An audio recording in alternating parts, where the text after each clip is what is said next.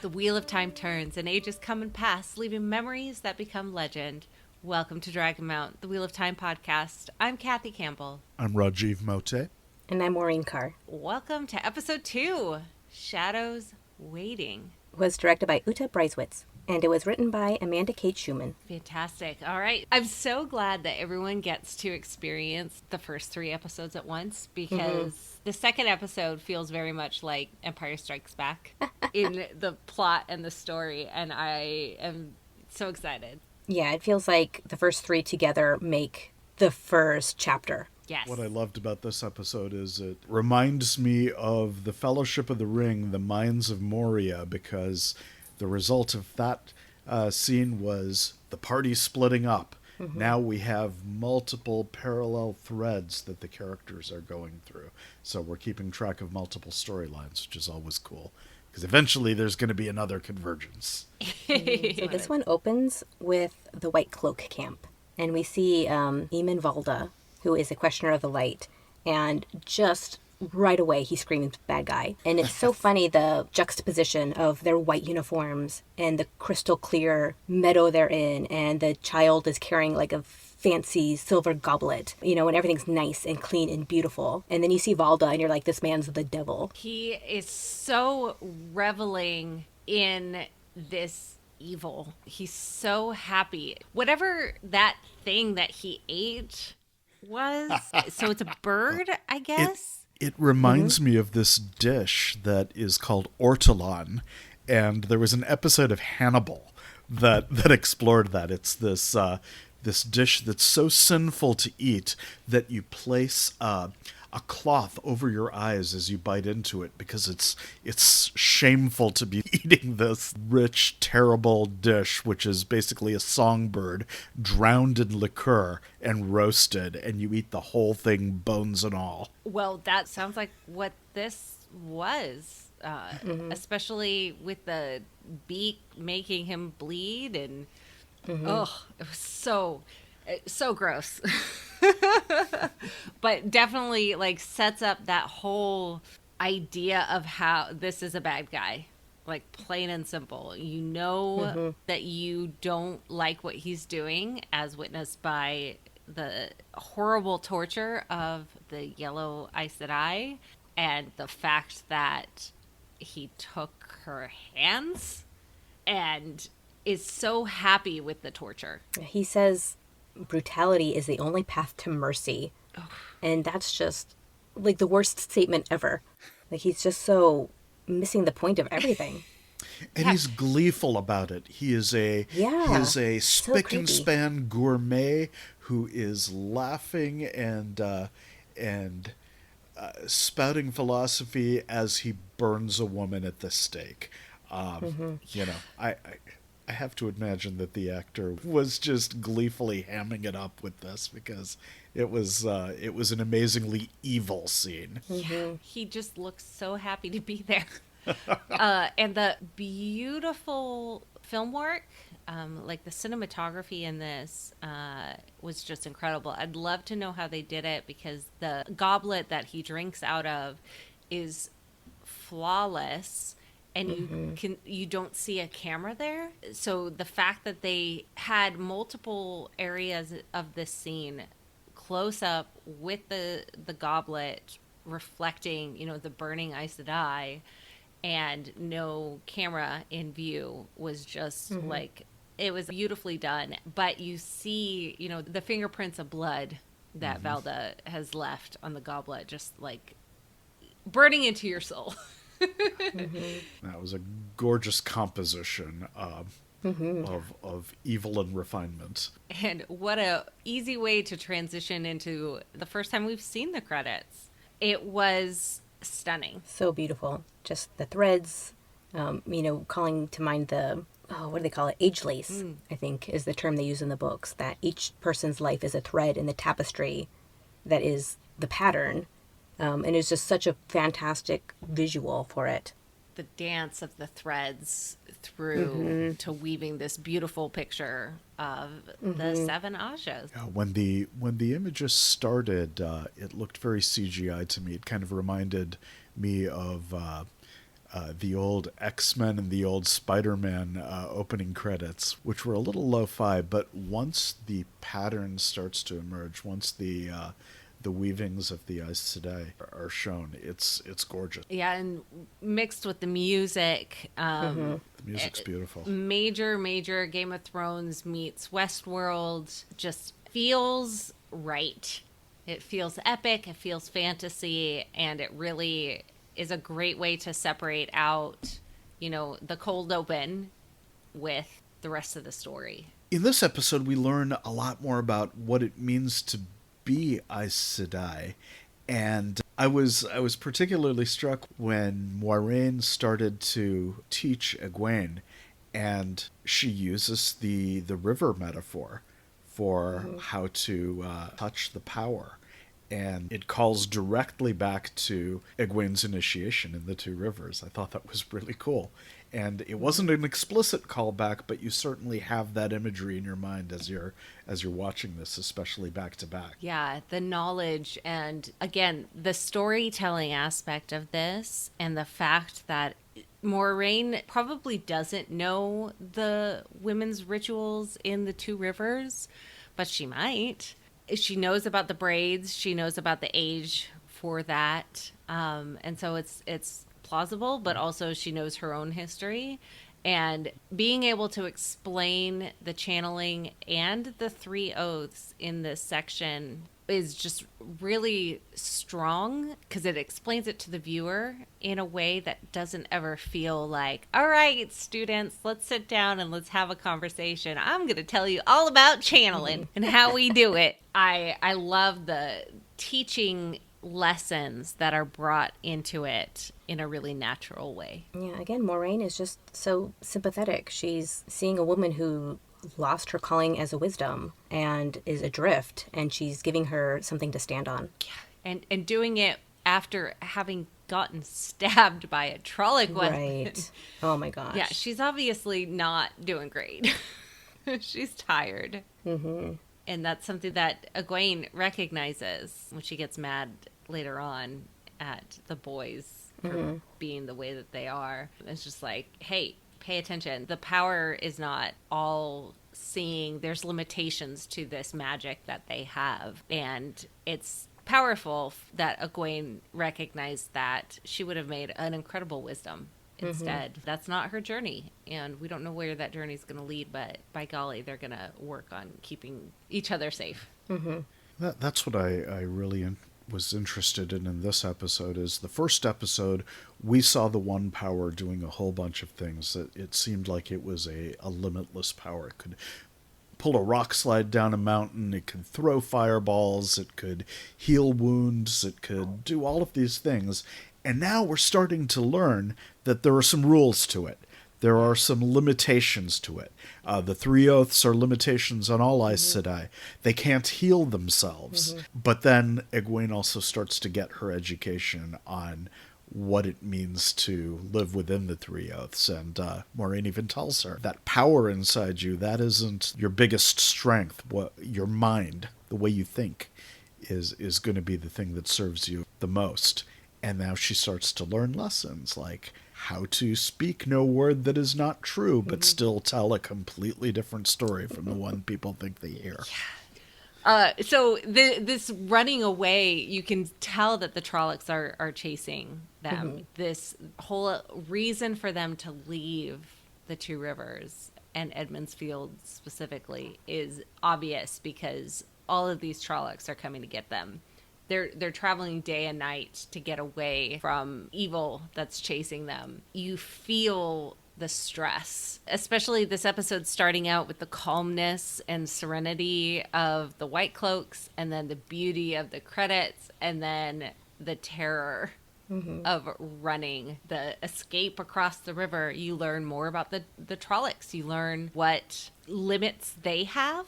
Yeah, so and not only does Murdrell too. yeah, Yeah. That gave me a real Game of Thrones hard home vibe where they're sailing away from the shore where all of the dead have been animated. We have just a small strip of water separating these characters that are fleeing from the two rivers, and there's this horde of monstrous creatures that's just across the river.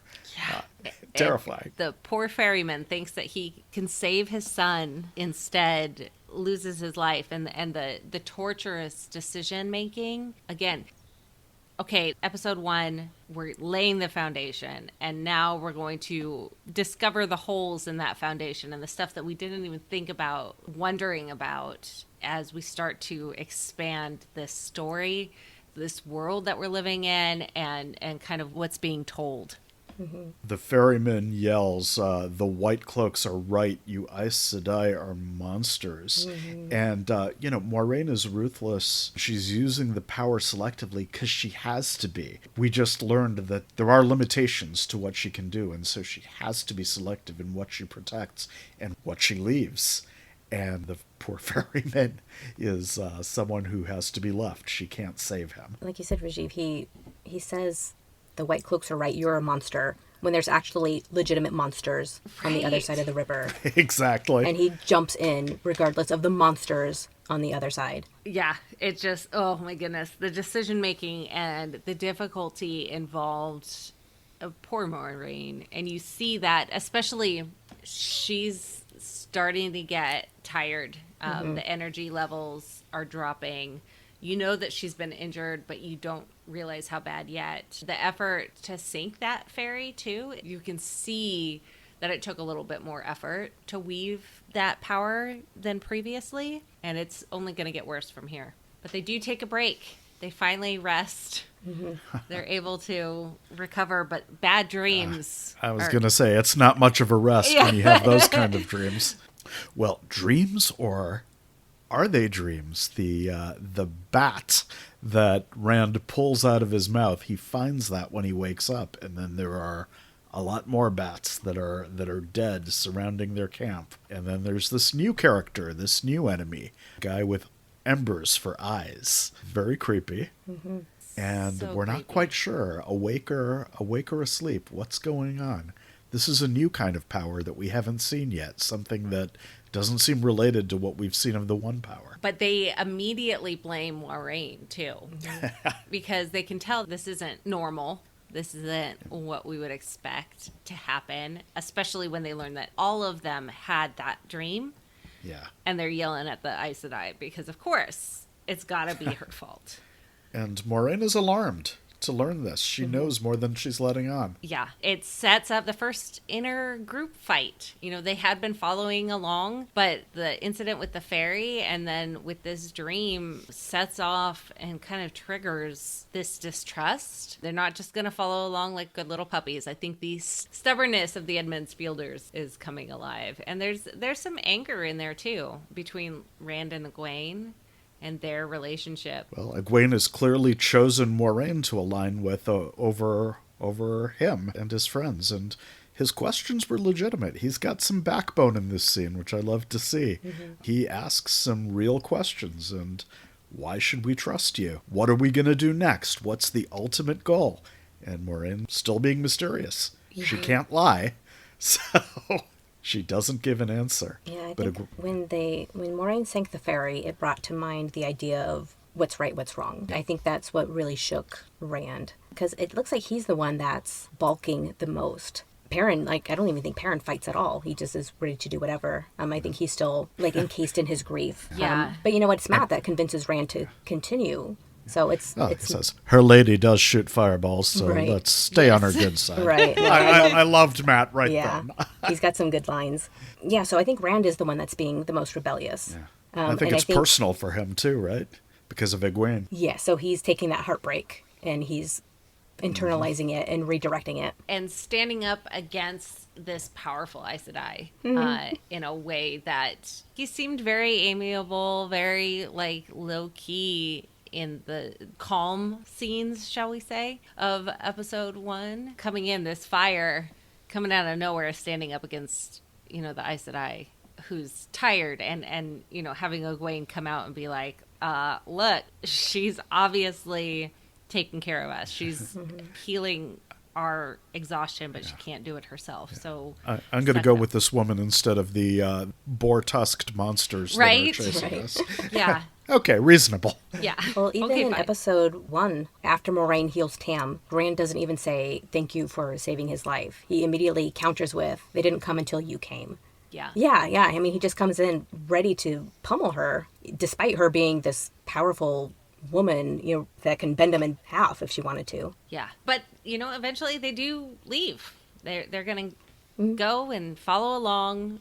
Somehow they quickly saddle up the horses and were able to leave super quickly. But hopefully Lan was like having some signs on where they were going in this field that they'd never visited. But that's fine. A little bit of a plausible deniability is okay. Yeah. Though a little tension now between Moraine and Lan. She didn't like where Lan was leading them. And of course that comes into play when we come close to Shadar Logoth. Shadows waiting. Yeah. I loved the music in this bit, the traveling sounds when they're had this anger and they're going through and you're traveling. That's the main goal, is traveling, and it feels like travel until you get the White Cloaks again.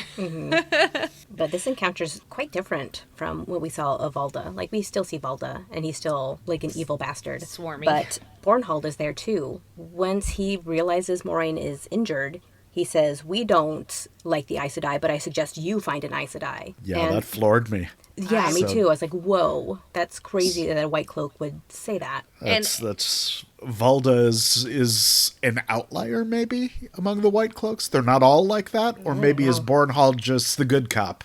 Yeah, but it's something that like has been presented as, oh, the White Cloaks hate Aes Sedai and they cut off their hands and burn them at a stake at snack time. But clearly the leader here is saying, oh my gosh, this injury is so bad, the only person that can heal it is an Aes Sedai. That is so poignant, and it'll be really interesting to see how that division is developed. Yeah. Yet also the power that Valda has and the ability for them to like, oh, okay, I guess we got to check things because Valda wants to check things out. Okay, fine. I may be in charge. I've got the gold little arm thingy, so I'm in charge, but I guess you can come hang out too. There's the military arm of the Children of Light under Bornhald, and then there's the Spanish Inquisition under Valda. Gold versus silver. The next scene after that is when they start singing the Song of Manetheren. And that made me tingle all over. I can't wait to talk about it a little bit in the book section at the end of this episode, which, don't worry, anyone that's waiting to read the books or haven't read them yet, we will let you know when we are going to talk about spoilers through there. But the emotions in this scene, and I cannot wait to hear from somebody that has not read the books to see if that same feeling hits between the song and then the story time. It just was so meaningful to get a little bit more history in the area, but also the characters and the community that was built around this old city. Moraine says the old blood runs deep in you all. Yes. And that it's a good indication of where their inner strength comes from once we hear this story. Yeah, that and being pushed off a cliff into water probably helps too.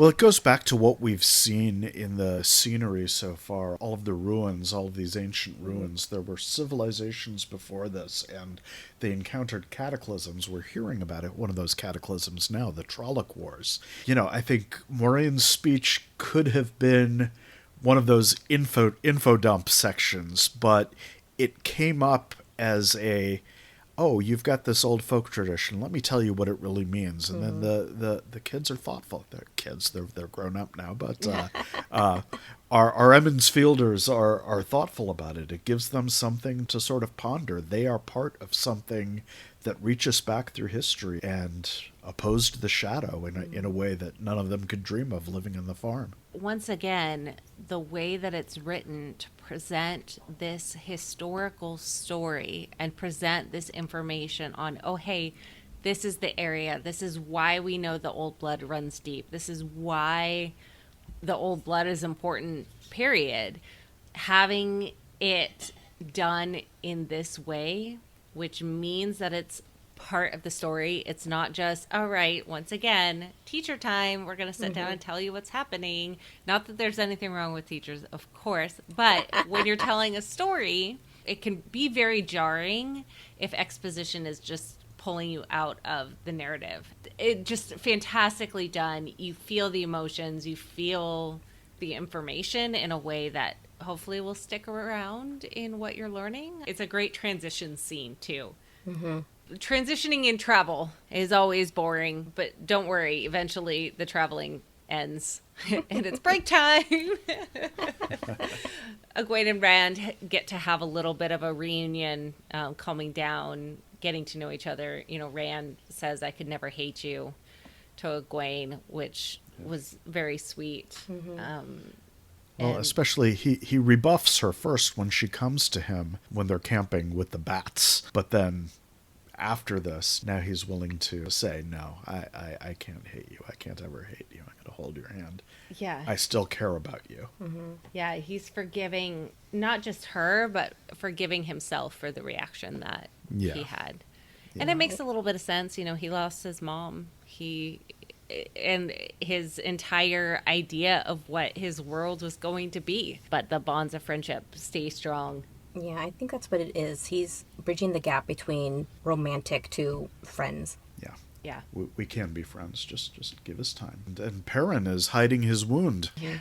In many ways, not just the wound of True. killing his wife. Every time they talk about the Trollocs attacking and Nynaeve's and Layla's supposed deaths by Trolloc, it cuts to Perrin's emotional vibe on his face, and he can't tell anybody about either of the pains that are going on, and it's gonna get a little scary here. Yep. And then the wolves come, and they lick Perrin's wound. But, oh my goodness, you can tell he's afraid.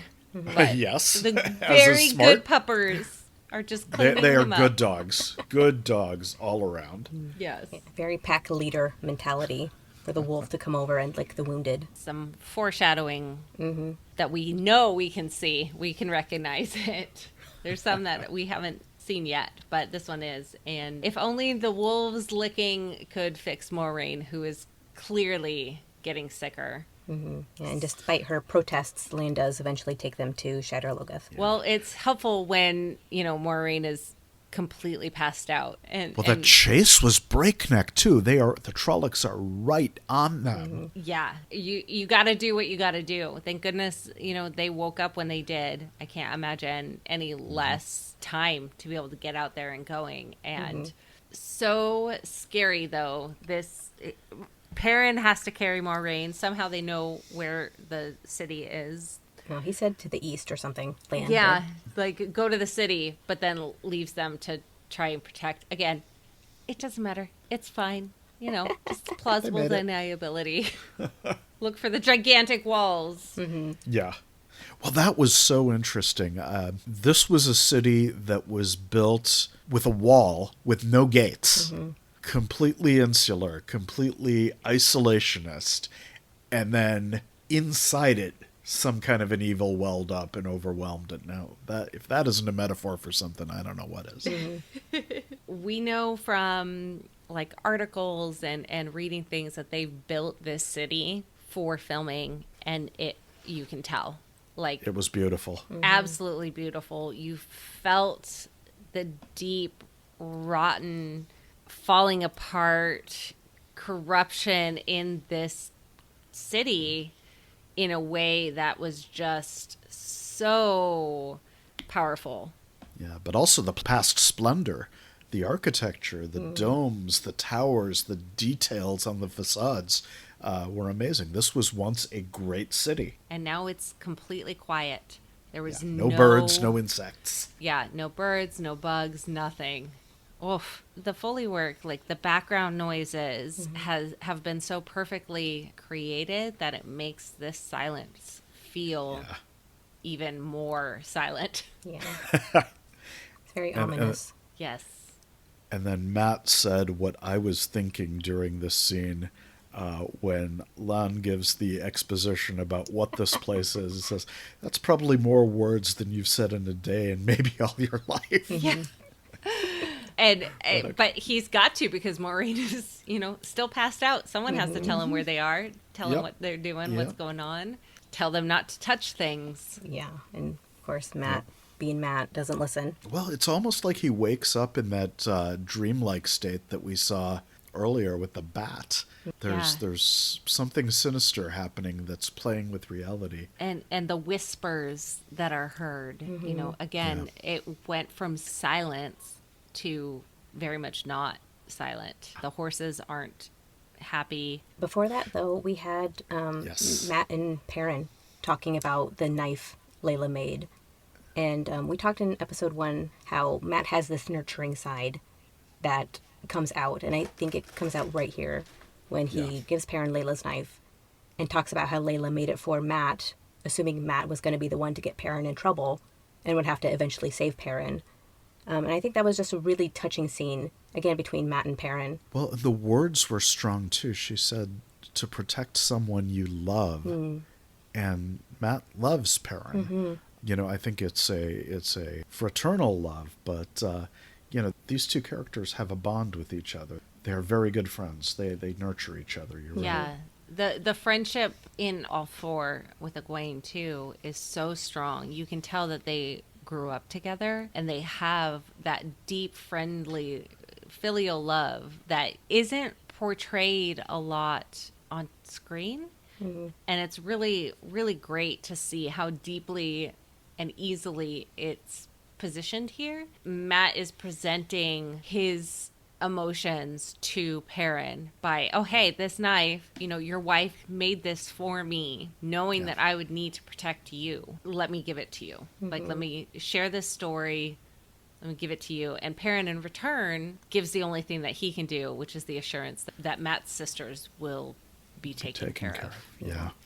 We talked about how gender expectations are changed in the first episode.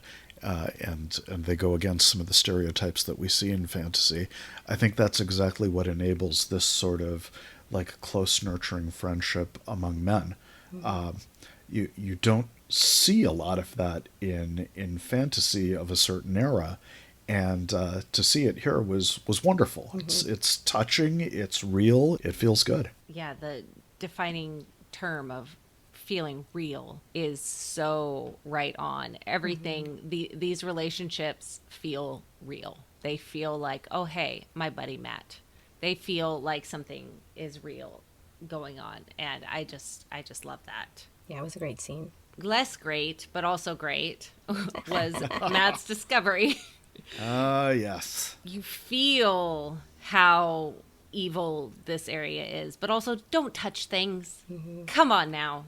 Don't touch things. Matt touches the dagger. Right after that, the horses get attacked, and all hell breaks loose. Literally. Man, the shadow creeping and the complete dissolving of the horse into ash. Wow. That was so creepy and scary and unbelievably just like stressful. I haven't feared for the lives of horses since watching The Walking Dead. Yes, yeah. But thank goodness it made Maureen wake up. Unfortunately, of course, it wasn't fast enough. And we're going to get some separation in the party. Yeah. Which anyone who's ever watched any sort of horror movie knows that's not a good thing. Although with plots, that's also a way of, okay, let's set up some new dynamics here. Yes. So we're going to see some deepening of relationships between characters that haven't interacted as much before, which is kind of cool. I did want to ask you, though, Matt gives away a dagger, and then he finds a dagger. Should we be reading into this? Yes. I mean, probably. What should we be reading? The wheel weaves as the wheel wills. Yeah. I wonder if whatever was in Shadar Logoth basically plucked things from his mind, manifested something for him Yes. to take. Exactly. Yeah. Like it saw an opportunity. He lost a dagger. He needs a dagger. And he just happens to find it. And that's what causes all this. Yes. That's, And we don't have a name for it yet, but that's what it Right. is. It was something given away in love, and this one is much more sinister. Discovered in hate. So, this the Yeah, strange the exact symmetry opposite. that Yeah. we'll find out. Oof. The running away. So once again, any sort of like high stress scene can be easy to miss what's going on, especially in the dark. I thought this was so well done. You could tell that they were running different directions. You could feel like, oh, this is exactly what's going on. Their journeys were very different. Matt and Rand with the door and the gate. Boost me up. No, you Yeah. boost me up. I feel like Matt they've is still Matt. yes, I feel like they've run away from things many times before. Exactly. They get the door open just in time. Perrin and Egwene head up, which doesn't seem very smart, but you know what? That's fine. They make it until it's time for the water. And at least 2 horses made it out, so I'm happy about that. Thank goodness. Thank goodness. Of course, Lan and Maureen escape as well. Yes. And then, Best part ever. I was watching and, I know the books. I know who is involved in these scenes. But when I saw the knife at Lan's throat, I thought, who could sneak up on Lan? And just a split second later, I said, oh, I know. Yeah, okay, there we go. On screen. Nynaeve is back, and she is boss. Yeah. So angry. And what a way to end the episode. Holy That's awesome. cow. Yeah. So powerful. You barely have a moment to breathe. Thank goodness there's another episode to come. But as of right now, I mean, that the rest of the people have made it out safely. And now Nynaeve is safe too, which is just wonderful. Still part of the pattern here. Yes. Yes. Oh, goodness. Well, before we hop into the spoiler-ridden book area, I want to remind you all to visit Dragonmount.com. You can find episode summaries if you want to get some more details of the show. You can also visit our YouTube channel, any of our social medias, find some interactions, and let us know what you think of this show and the show that we all just watched. And you can also visit patreon.com/Dragonmount to help support us and also get a couple little tidbits and some fun surprises that are only for Patreon members. Excellent. So now we're going to talk about how these relate to the books. So the first episode took us through chapter 10 of The Eye of the World. Now we are going from chapter 11 to chapter 20, so another block of 10 chapters. Ish. Yeah. Not really. 9. Okay.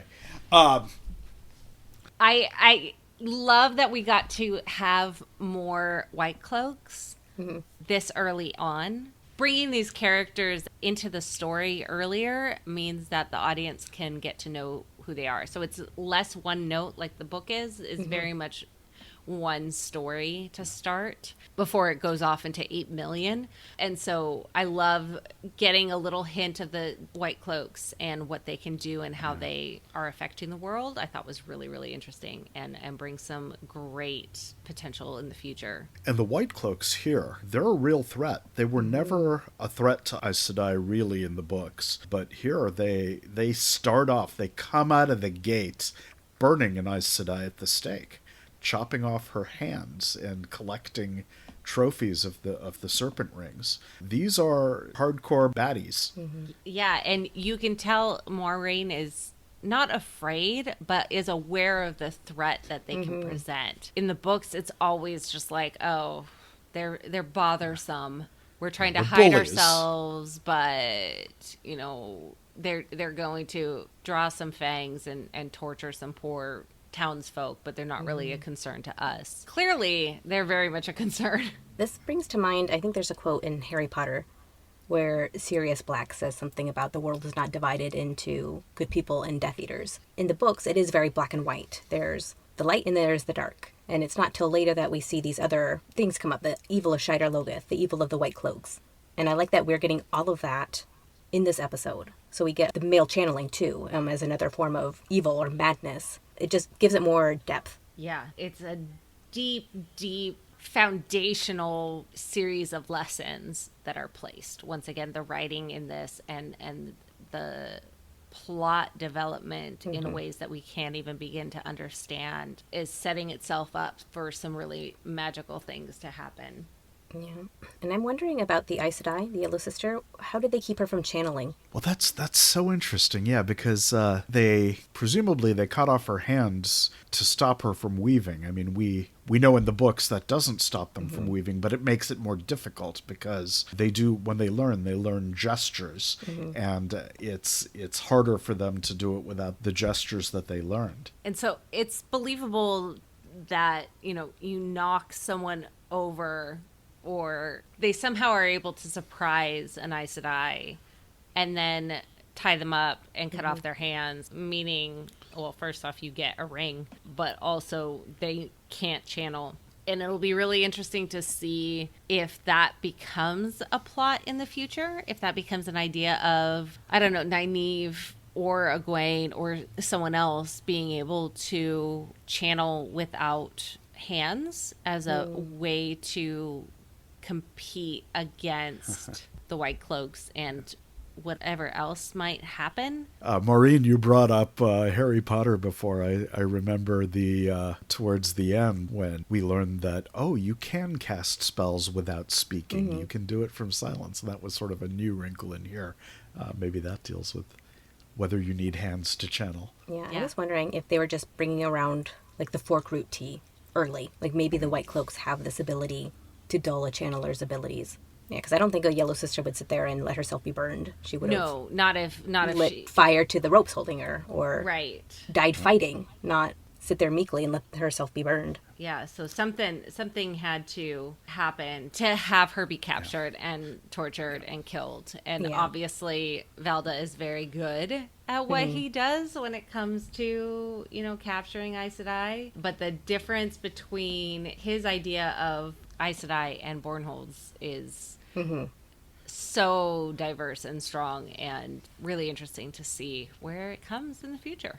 Yeah. I'm really interested to see how that develops. There was a scene where Moiraine washes the fatigue from the horses, and I thought, she's going to stop at Bela and say, hey, Bela doesn't need to be refreshed. Yeah. That didn't happen, of course. Nope. We missed Elias and Mordeth and Bael Doman, fortune prick me. But it does make me wonder if Padan Fain, whom we have not seen since episode 1, is going to be coming through and dealing with Shadar Logoth as well. Yeah, and what that brings for the future. I completely trust the writers to tell this story. I can't wait to see how they've adjusted the story to fit the needs that they need to, and what that means for the plot lines that we think we know, but clearly we have no idea. The Fain Mordeth thing is something that could be streamlined out. We have an enemy. It's a formidable enemy. We probably don't have room for a different one.